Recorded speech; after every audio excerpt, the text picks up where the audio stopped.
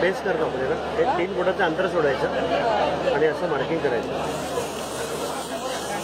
वरचं मार्किंग आलं ते मार्किंग खाली आलं. मार्किंग यासाठी केलं आहे की या गोलाच्या आतमध्ये 3 रंग टाकायचे. पहिला रंग त्या मार्किंगवर टाकला. दुसरा रंग टाकताना आधीच्या रंगांमध्ये थोडंसं त्याला मिक्स करून टाकलं.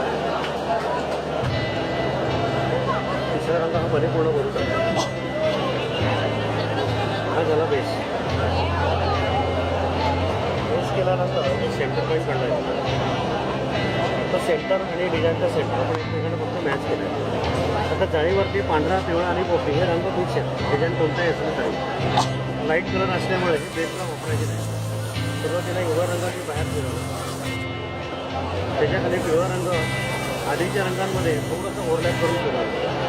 तसंच पांढरा पण पिवळ्यामध्ये ओव्हरलॅप करून फिरवला. आता शेवटी पिवळा रंग पांढऱ्यात मिक्स करायचा आणि डिझाईन हळूहळू हे पूर्ण करायचं. ठीक आहे. आता जे रंग आपण खाली टाकले होते ना त्या रंगांवरती सगळं डिझाईन हे तयार. ही पूर्ण प्रोसेस या केलेली आहे. रंग कोणते खाली टाकायचे